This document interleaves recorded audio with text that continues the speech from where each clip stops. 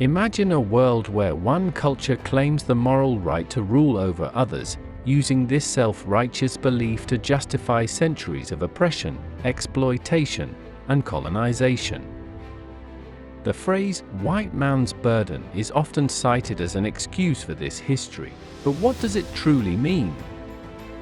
And how did it shape the world we live in today?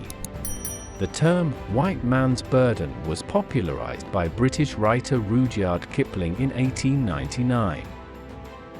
Kipling, already a celebrated poet, penned a poem titled The White Man's Burden, the United States and the Philippine Islands, which called on the US to take up the mantle of empire and civilize the savage peoples of the Philippines, who had just come under American control after the Spanish-American War.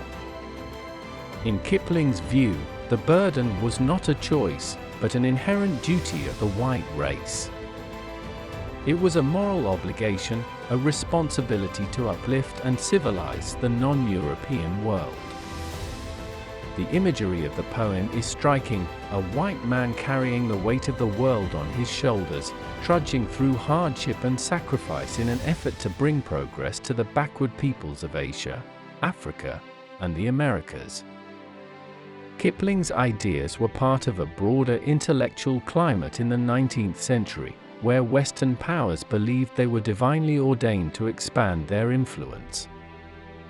This was a time of intense imperialism, where European powers were scrambling to colonize much of the globe.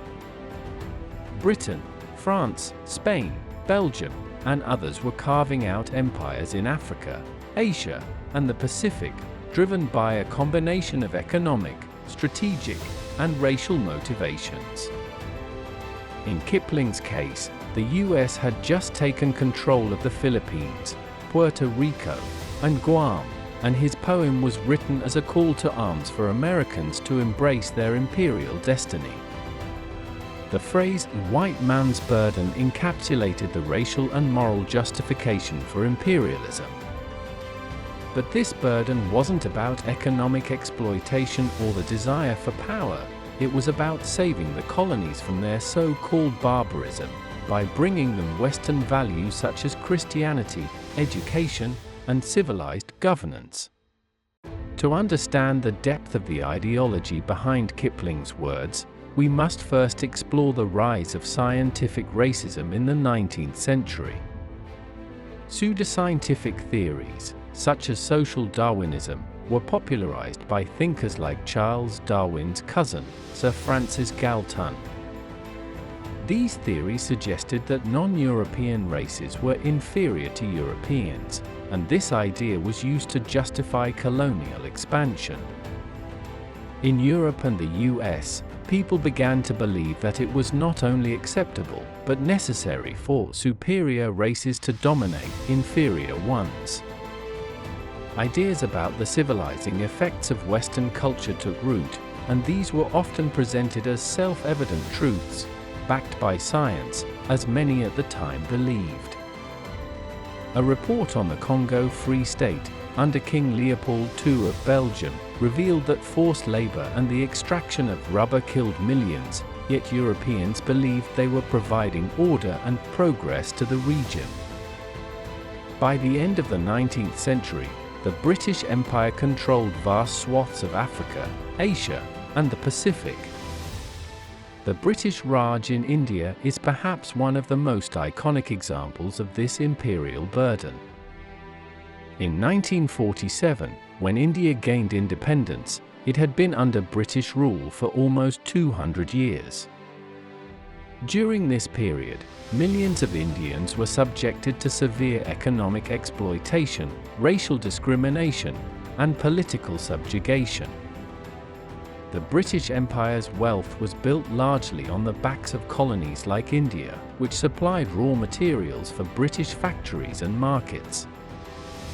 India's experience under British rule reveals the dark side of Kipling's burden.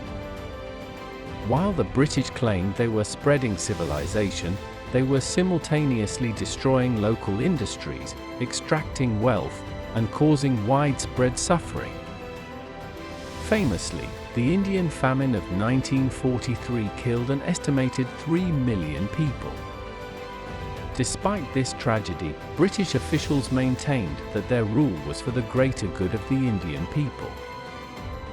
As we move forward in this documentary, we will explore the consequences of the white man's burden, not just on the colonies, but on the entire world.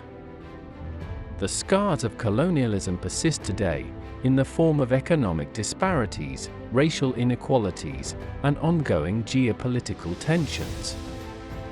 Understanding this burden is the first step in breaking free from it. The ideology behind the white man's burden was more than just a phrase, it was an entire worldview rooted in the idea that European civilization was the pinnacle of human development. Western empires, especially those of Britain, France, and later the United States, argued that they were spreading civilization to parts of the world that were seen as backwards, primitive, or even barbaric. To understand this, it is essential to consider the influence of social Darwinism. The theory of evolution, proposed by Charles Darwin in the 19th century, was twisted by thinkers like Herbert Spencer into a justification for racial hierarchies. According to these ideas, non-Europeans were often labeled as less evolved and, therefore, in need of guidance or rule by their superior European counterparts. The missionaries, often at the forefront of colonial efforts, saw themselves as bringers of Christianity. Evangelizing was not simply about faith, it was about transforming the very structure of society. Missionaries believed they were saving souls while simultaneously reshaping the social order. The imposition of European religious practices, education, and moral values became the foundation of colonial governance. But this so-called civilizing mission came at a high cost. What was sold as a moral duty was in reality a guise for economic exploitation and imperial dominance. This ideology allowed European powers to justify nearly any form of cruelty, from the enslavement of Africans to the violent subjugation of indigenous peoples in the Americas, all under the banner of civilization. The belief in racial superiority was not limited to the civilizing mission, but was central to the entire logic of colonialism. The so-called scientific justification for European dominance was grounded in pseudo-scientific theories that sought to rank human races according to their perceived intelligence, cultural development, and moral character. By positioning Europeans at the top of this imaginary hierarchy, colonial powers created a system in which they were not only entitled but also morally obligated to rule others. One of the most influential proponents of this idea was Josiah Strong, an American Protestant clergyman, whose book Our Country, Its Possible Future and Its Present Crisis, 1885, argued that Anglo-Saxons were destined to spread their influence across the world. Strong's work was rooted in the idea that white, Protestant Europeans were chosen by God to lead the lesser races towards civilization. For many, the notion of racial superiority was reinforced by scientific racism, which provided evidence to support the idea that certain races were biologically suited for domination. This notion was widely embraced, not just by colonial powers, but by large swaths of the public back home in Europe and North America.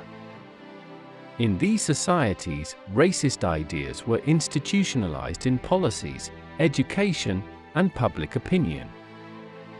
The British Empire used this ideology to justify its brutal rule over India, Africa, and parts of the Caribbean. In India, British administrators often dismissed local customs, traditions, and systems of governance as backward or uncivilized.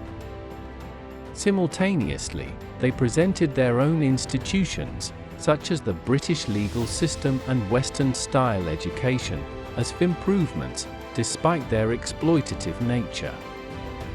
The French colonial empire in Indochina, modern-day Vietnam, Laos, and Cambodia promoted the idea of spreading French civilization. However, the Vietnamese were often viewed as racially inferior, and their society was deemed to be in need of French governance to elevate it to European standards. The imposition of French language, culture, and administrative control only deepened divisions and resentment. The Belgian Congo, perhaps the most infamous example, is another case where the idea of the white man's burden was used to justify unimaginable horrors. King Leopold II of Belgium claimed to be civilizing the Congolese people while secretly profiting from the brutal exploitation of their labor, particularly in the rubber industry. An estimated 10 million Congolese died due to forced labor, mutilation, and disease under Belgian rule. The so-called white man's burden is one of history's cruelest ironies. While Europeans prided themselves on their so-called altruistic endeavors, the people they claimed to help paid an unimaginable price. Colonized peoples experienced forced labor, displacement, violent subjugation, and death on a scale that can scarcely be comprehended. The transatlantic slave trade, for example, was built on the premise of white racial superiority, and it lasted for over 4 centuries. Roughly 12 million Africans were forcibly taken to the Americas, enduring horrific conditions during the Middle Passage. Those who survived were subjected to brutal forms of forced labor in plantations, mines, and other industries. The Congo Free State, under King Leopold II, saw some of the most egregious abuses in history. Historians estimate that the population of the Congo was reduced by 50% during Leopold's reign due to murder, disease, and starvation. Indigenous peoples were subjected to forced labor, with brutal punishments for failing to meet quotas. Entire communities were destroyed in pursuit of rubber and ivory. The Great Famine of 1943 in India, when the British Empire failed to provide sufficient food to a region already reeling from war, claimed over 3 million lives. Despite the abundance of food in the region, British officials continued to prioritize the war effort in Europe, further deepening the suffering of the local population. The human cost of imperialism extended far beyond physical death. The effects of colonization were deeply psychological, as entire cultures, languages, and traditions were systematically erased or marginalized. Colonial rule was not just about control, it was also about extracting resources.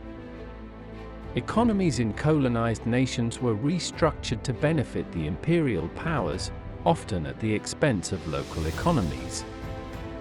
In India, the British enforced the cultivation of cash crops like cotton and opium, which led to widespread hunger, as food crops were pushed aside to serve the empire's needs. In Africa, the Berlin Conference of 1884–85 divided the continent among European powers, disregarding existing tribal and ethnic boundaries. This led to the exploitation of vast resources, but also the creation of borders that have remained the source of tension and conflict in post-colonial Africa. The extraction of gold, diamonds, and rubber from colonies created immense wealth for Europeans, but left African societies impoverished and divided. The Caribbean was subjected to European control for centuries. Even after the abolition of slavery, European nations continued to dominate the economy through plantations and extractive industries.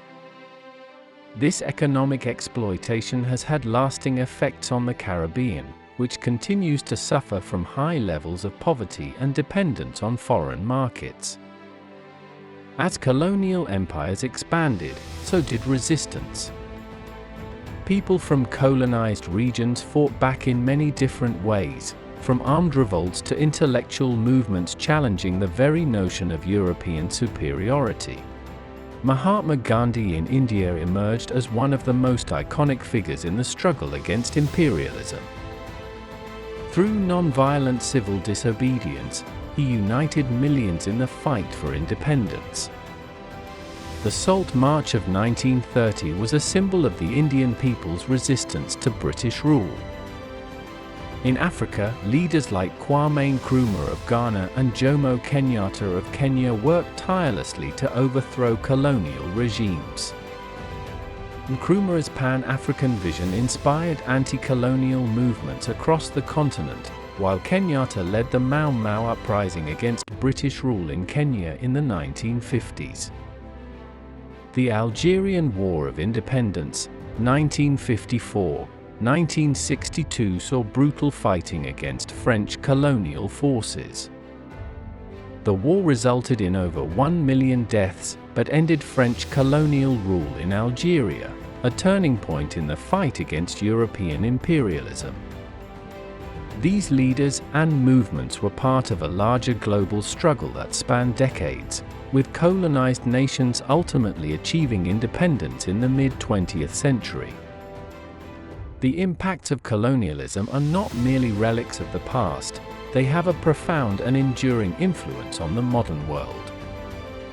Colonialism, which once spanned continents and destroyed countless civilizations, continues to shape global inequalities in ways that are still deeply entrenched today. The effects of the white man's burden ideology resonate through modern economic systems, politics, and social structures, perpetuating power imbalances that benefit former colonial powers and disadvantage the formerly colonized. The legacy of colonialism is most apparent in the global economic disparities between the global North, historically colonizing nations, and the global South, many former colonies. These inequalities are not accidents of history, they are the result of centuries of exploitation, extraction, and unequal relationships that were structured under imperial rule. Colonial powers extracted vast amounts of wealth from colonized regions in the form of raw materials, labor, and cultural capital, all of which were used to fuel the economies of Europe and North America. In Africa, for example, the Berlin Conference of 1884–85 divided the continent among European powers without regard to existing ethnic or cultural boundaries, creating artificial borders that have fueled ongoing conflicts. Oil, diamonds, gold, and other resources were extracted, leaving these regions impoverished, dependent, and underdeveloped, often with few opportunities to industrialize or grow their own economies. Today, many African countries still struggle with the legacy of these colonial borders and the systems of extraction that were imposed upon them. In India, British colonialism had similarly devastating effects. British policies destroyed local industries, particularly in textiles, and turned India into a raw materials exporter. The wealth accumulated by the British was reinvested in their own industries, leaving India with little infrastructure or resources to develop its own economy. This has created a continued imbalance, as India's post-colonial economy has had to navigate significant challenges. The Caribbean, once a hotspot for European plantations, continues to feel the effects of its colonial past. Despite independence, the region is still heavily reliant on exports of agricultural products, often to the very same countries that once ruled them. Latin America also bears the marks of centuries of Spanish and Portuguese colonial rule, with much of the region's wealth having been extracted and little reinvested in local economies. While formal colonialism may have ended in the mid-20th century, its ideologies and practices have morphed into what we call neo-colonialism. Neo-colonialism refers to the continuation of colonial dominance under new guises, often in the form of economic, political, or cultural control. This often takes the shape of corporate imperialism, where multinational corporations from the former colonial powers maintain a stranglehold on the economies of former colonies. For example, many African countries remain dependent on Western multinational companies to extract natural resources, often at prices far below their market value. China has also increasingly become involved in neo-colonial practices in Africa, creating trade agreements that benefit China more than the African nations involved. Through debt traps, infrastructure projects, and trade deals, nations can find themselves in a new form of dependency. In addition to economic neocolonialism, the intellectual and cultural imperialism that underpinned colonialism is still felt today through systemic racism and cultural assimilation. That civilizing mission was predicated on the belief that European culture, language, and values were inherently superior. These attitudes still permeate much of the world, whether it's in the portrayal of racial minorities in media, the educational system, or even in the workplace. People of color across the world still face discrimination, marginalization, and stereotyping, much of which can be traced directly back to colonial ideologies of racial superiority. Systemic racism manifests in multiple ways, from police brutality and housing discrimination in Western nations to racist policies in the workplace. These structures were built and enforced during the colonial era, and have persisted, albeit under different names. The economic systems that were shaped by colonialism, such as the prioritization of free market capitalism and the exploitation of the global South, continue to create wealth for former colonial powers while leaving much of the global South struggling to overcome poverty and underdevelopment. According to the World Bank, over 700 million people, mostly in Africa and South Asia, still live on less than $1.90 a day, which is the international poverty line. Many of these countries were once colonized by European powers that drained their resources. Sub-Saharan Africa, a region with a history of brutal colonial exploitation, remains one of the poorest regions in the world, with over 40% of the population living below the poverty line. Despite vast natural resources, many African countries face stagnating economic growth and ongoing foreign debt due to neo-colonial practices. Indigenous communities in Latin America and North America still face widespread inequality, a legacy of colonial land theft, forced assimilation, and systemic racism. In Canada and the US, Indigenous communities have significantly lower life expectancies and higher rates of unemployment and poverty than non-Indigenous populations. Global wealth inequality remains staggering. The richest 1% of the world's population now controls over 40% of the wealth, while the poorest half controls just 1%. This divide is a direct result of colonial histories, where wealth was extracted from colonies and funneled to the colonial powers. These disparities are not just economic, they are also social, political, and cultural.